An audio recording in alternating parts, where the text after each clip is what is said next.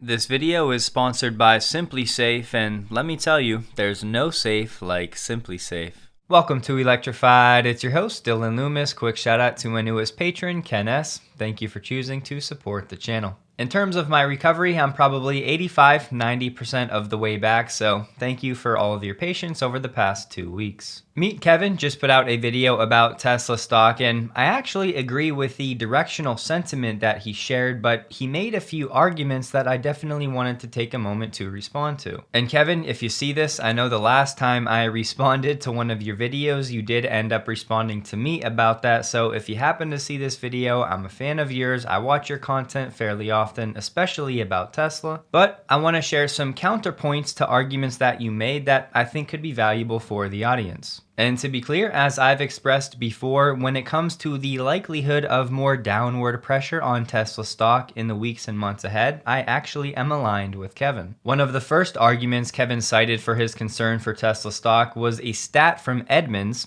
that 50% of Tesla buyers, when they trade in their vehicles, are actually trading it in for an ICE vehicle. However, this breakdown of data is only for Teslas that were traded in at dealerships. So the stat is really not that of all Tesla owners, 50% of them are selling their Tesla for an ICE car. It's really a smaller sample size and only Tesla owners who are trading in their vehicle at a dealership. So if you trade in your car to Tesla or you just keep that older Tesla, then you're not in this data. If you zoom out and look at the trend, that number is actually an improvement relative to just 3 to 5 years ago. Here's the Tesla trade-in data by year. Back in 2019, 71% of Tesla trade-ins were for an ICE vehicle. And over the last 5 to 6 years, the general trend with some aberrations along the way has been a reduction down to 51% year to date. Additionally, more of these Tesla trade-ins are actually staying in the market for an EV, even if it's from the competition. That number was 10% in 2019. It's now up to 32% year to date. Kevin also brought up residual value data for the past 2 years. He said for the average ICE used vehicle, their residual values are down about 7%. Comparatively, for the average used EV over the past 2 years, their average value is down 39%. That was a reason he gave for why some people don't want to buy an electric vehicle or a Tesla, because the residual values are just going to plummet.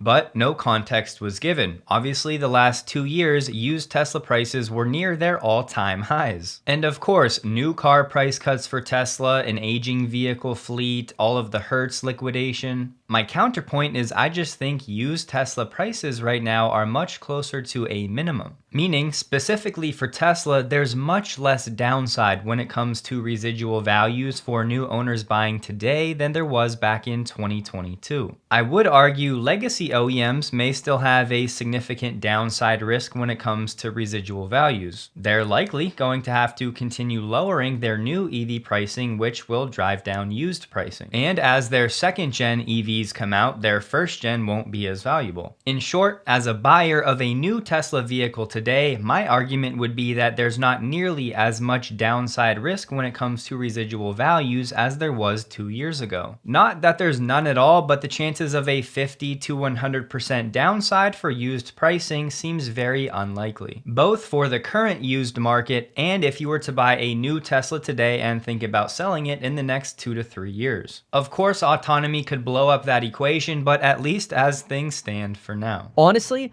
the fact that the Cybertruck has been out for many months now and the Cybertruck still does not have full self-driving, to me indicates that no, full self-driving is not portable to different types of vehicles. But let's just be real.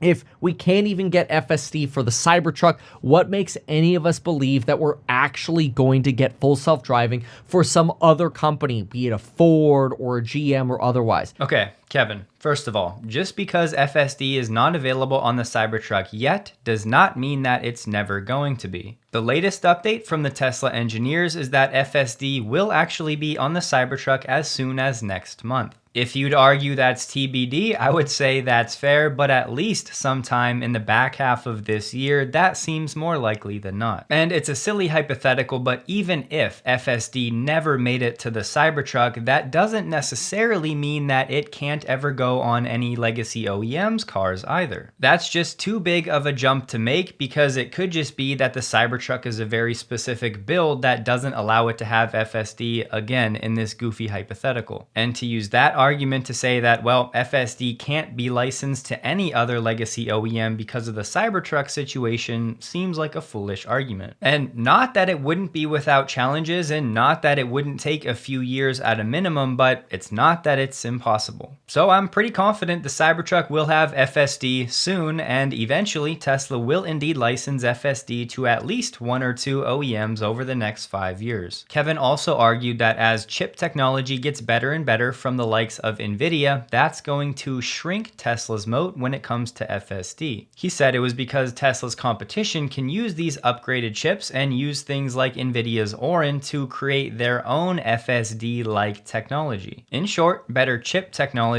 would make Tesla's competitors more competitive when it comes to the autonomous driving race. One problem I have with that is Tesla is likely to buy Nvidia's next-gen chips whenever they come out if their engineering team decides that they think it's worth the upgrade or the addition to their current supercomputer. So it's not like Tesla's only going to use Nvidia H1 and 200 chips into perpetuity. As time goes, they'll continually upgrade using the same chips that the competition is using. And second, I would argue even more importantly, you could have the most powerful supercomputer in the world with the best chips available, but if you don't have enough data and the right data to feed it, it's effectively rendered useless. We've learned from Tesla that setting up these supercomputers is no easy feat. It's not like you order the chips, they show up, and then you throw them online and everything's good to go in a couple of hours. So legacy OEMs, if they wanted to build their own supercomputers, they're going to have to hire entire teams that know how to do that. And then they have to retrofit or build their new vehicles with cameras and sensors to start feeding data into the system. So personally, I think Tesla's lead when it comes to solving for generalized autonomy anywhere in the world is continually growing, and improvements in compute is only actually going to increase Tesla's edge, in that it'll be a bigger benefit to Tesla than it is for the legacy OEMs that still have to figure out their entire blueprint for autonomous driving. Most of them aren't even trying at all. By and large, they're currently focused on level 2 and level 3. In fairness, in Kevin's video, there were actually many points that I do agree with. One that he mentioned was Tesla should lower the price of FSD, if not just include it outright with all new vehicles. The main reason being the network effect. That's why I've said it's fair to question why Tesla doesn't yet have a $25,000 vehicle on X. More Teslas on the road means more people buying other Tesla products in the future, and more people using and testing and talking about FSD.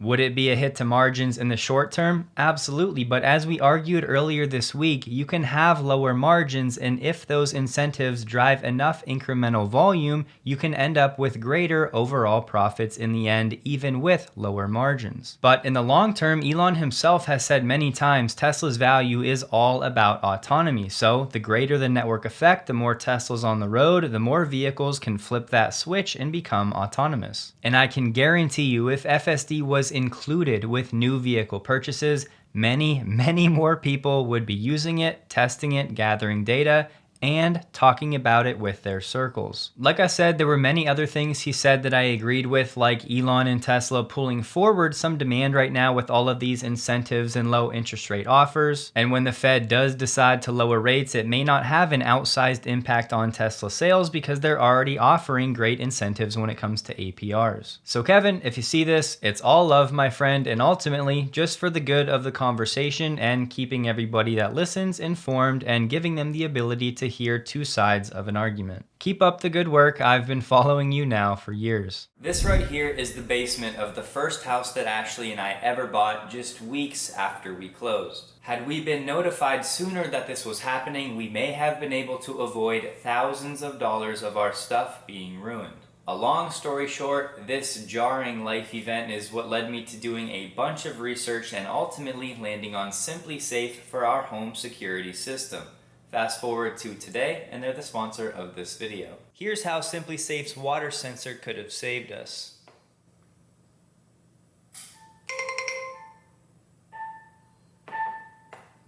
Water sensor triggered. Water sensor triggered. Alerts, notifications. Alarm off. One thing I love about SimpliSafe is you can arm and disarm the system from your cell phone, where you can see all of the notifications and everything going on, or you can use the keypad. Now, a lot of people will put these stationary in their house, but Ashley and I like to have them mobile so we can move them around the house as we see fit. Check out what the wired indoor camera has done for my life. The days of Ashley trying to sneak by my office undetected with all of her shopping bags are officially over, thanks to SimpliSafe. SimpliSafe has a variety of packages with everything you could want: base station, keypads, motion sensors, entry sensors, panic buttons, temperature sensors, water sensors, key fobs, sirens, smoke detectors, indoor and outdoor cameras, etc. And unlike traditional home security systems, you're never locked into a long-term contract. Plus, with our 24/7 live guard protection, SimpliSafe agents can act within 5 seconds of receiving your alarm, and they can speak to intruders in real time. The pricing is transparent and affordable, starting at less than $1 a day with no hidden fees, which is less than half the cost of traditional security systems. And don't sleep on the Simply part of the name, as I had the entire system unboxed, set up, and running in less than 45 minutes by myself. You can save 20% off your SimpliSafe security system when you sign up for a Fast Protect monitoring plan, and you'll get your first month free. You can check out simplisafe.com/electrified linked below to customize yours, and I really have found the saying to be true: there's no safe like SimpliSafe. Chuck Cook shared that after weeks, and I believe after months of trying to get his Powershare set up and installed, he's still working on it. Many owners that have already had their Powershare installations done still don't have any of the functionality through the app or the truck. The Cybertruck program manager said process is improving every week, but here's the required configuration of software versions. If you're out there and you have problems, you can reach out to the team at powersharesupportna@tesla.com. A silver lining is that some Cybertruck users do have Powershare installed and they have the software updated and working. But there's some others that have had their equipment installed for over 2 months and it's still not activated. There's certainly a wide spectrum out there, and yes, ideally this would have been a much smoother rollout, but these are some of the things there's a chance you're going to encounter as an early adopter. Shout out to Jan of the EV Universe. He's been putting together some great data when it comes to global full EV sales, and I love that he does not include data for hybrids. I'd encourage you to check him out. He does have a newsletter, and I'll have that linked below if you're interested. In the first half of this year, over 4.5 million full BEVs were sold around the world. That number was up 12.4% compared to the first half of last year. During that time, 36 markets saw EV sales grow, while 16 markets saw a decline. The global BEV market share during that time was 12%. In other words, every 9th vehicle sold in the world was fully electric. Of course, for all light-duty vehicles. Looking at BEV growth rates by region for the first half of the year, year over year, China was up 13.5%, Europe was up 1.6%, and the USA was up 7.4%. The rest of the world, though, up 40.1%. Of the EVs sold, 54.6% were in China, 20.8% were in Europe, 13.1% in the US, and 11.5% in the rest of the world. For the best-selling EVs in the first half of the year across China, Europe, and the US, the Model Y in the #1 spot. The Model 3 takes the #2 spot in both Europe and the USA. Number 2 in China is the BYD Seagull, and number 3, the BYD Yuan Plus. Again, though, this is only the full BEVs. He does not include data for hybrids. In Europe, the third bestseller was Volvo's EX30, and in the USA, it was the Mach-E. There's plenty more data, but again, I'll have this linked below. I just really like the way he puts everything together and how he excludes data for hybrids. So despite what the media would have you believe, full BEV sales around the world in the first half of this year are still growing at 12.4%. So it's not 30, 40, 50% like many of us would like to see, but it's not zero or negative either. I'm sure many of you have seen this already, but Sawyer found this on Instagram. Somebody with a Cybertruck out on the road with a dryer strapped to the back and running from the power of the Cybertruck.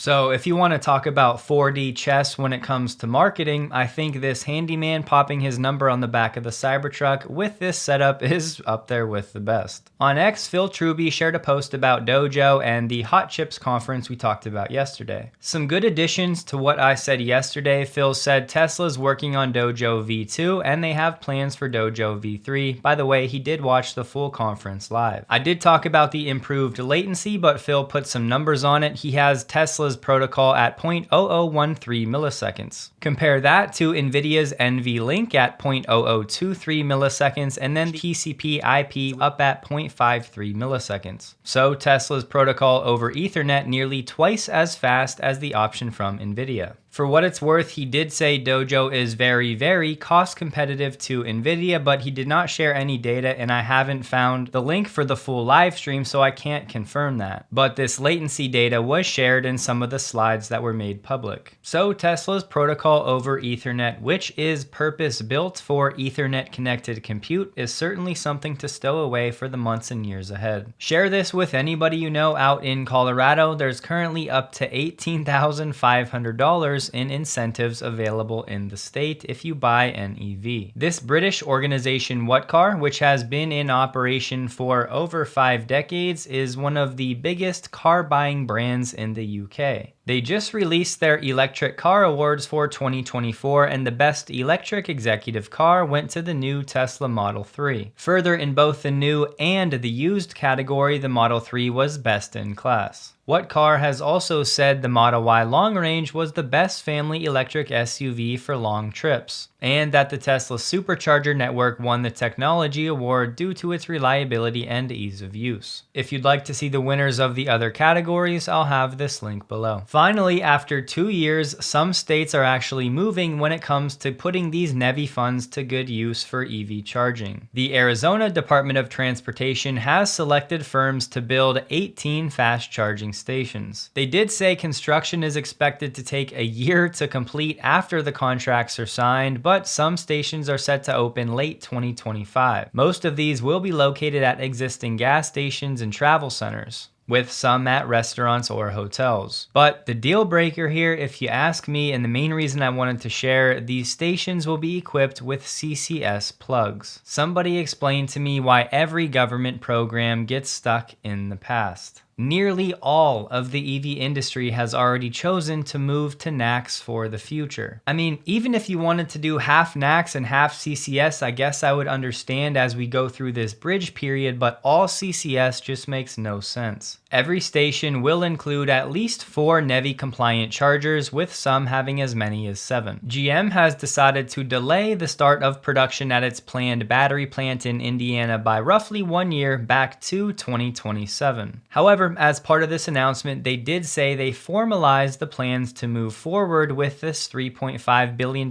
factory in New Carlisle, Indiana. Don't forget, GM already operates 2 joint venture battery plants in the US with LG in both Ohio and Tennessee. And those 2, through the Ultium platform, have a third one that's supposed to begin construction on cells by the end of this year in Michigan. Given GM's very slow rollout of Ultium-based EVs, this delay really should come as a surprise to no one, but this factory in Indiana is expected to account for about 20% of GM's battery capacity in the US when it's actually up and running. Every now and then, I like to check in on BYD's profit, and for Q2, BYD's net profit hit $1.3 billion.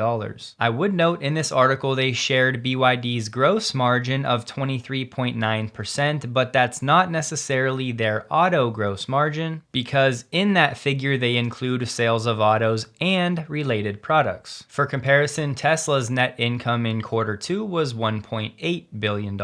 Just a fun fact, over half of the cars sold in China are priced under $21,000. And BYD's global expansion is on. Overseas shipments accounted for 11.9% of BYD's total car sales in the first 7 months of the year, nearly double the number for the same period last year. Now, without subsidies, would BYD still be profitable? It's a fair question. But look, in fairness, Tesla's benefiting from subsidies as well, so its profitability would also be lower without subsidies. Polestar just put out a press release saying that former CEO Thomas Ingenloth has resigned resigned from the company. That will be effective October 1st of this year, and Michael Loscheller, who has previously served as CEO of Opel, VinFast, and Nikola, brings a wealth of experience to be the new CEO of Polestar. Ingenloth said, "I'm very proud of what we've achieved together in the last 7 years. We made Polestar the only true global premium electric brand. I wish Michael and the team the best for the next chapter of Polestar." I guess it's not a major surprise. The past few months have been quite challenging for Polestar. Volvo divested most of its ownership. Polestar has gone to banks for loans. They've had layoffs. They're focused on other cost-cutting measures, which is a bummer because Polestar is my second favorite EV brand behind Tesla. I love their design and styling, but I think their cars are too expensive, and they're just not widely known in markets like the United States. China's state media is obviously not happy with Canada. They just came out and criticized Canada over the 100% EV tariffs for imports from China. It said Canada is shooting itself in the foot by following the US protectionist policies. The country is being held hostage by America's unhealthy policies that will only create more barriers to free market circulation, leading to deeper negative impacts and unforeseen shocks on the domestic economy. China's Ministry of Commerce has also said that the move was a typical act of trade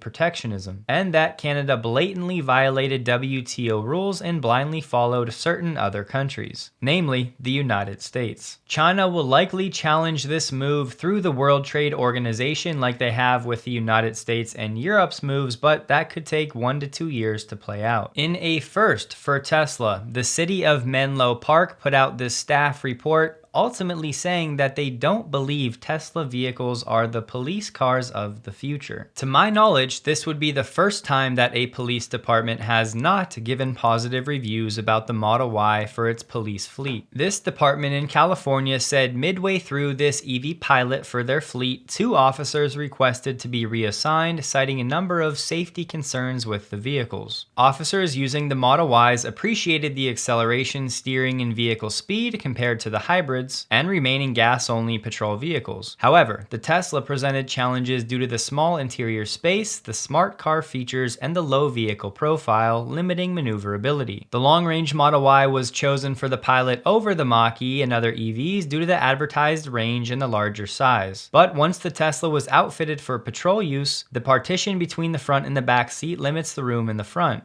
When it comes to storage, some officers said they preferred the storage of the hybrid Ford Explorers. The Tesla does have a number of unique storage spaces, including the front trunk and the under trunk storage, but they're more difficult to access. Here's a list of some of the smart car challenges they listed. I won't cover all of them, but they did talk about specifically the lighting controls and proximity locking. The chart they shared was quite interesting, comparing the hybrid Ford Explorer to the 2022 long-range Model Y. As we talked about earlier, prices for Tesla back then were much higher, unfortunately. You may notice the $0 for the ballistic panels on the hybrid Ford Explorer compared to $7,500 for the Model Y. That's because the hybrid Ford Explorers can be upfitted to include ballistic door panels from the manufacturer, whereas the Teslas had to be sent to an additional outfitter. They said the total cost after outfitting for the hybrid Ford Explorer was over $77,000, whereas for the Model Y it was over $102,000. Again though, my problem here is that if you run these numbers again with the prices of 2024 Model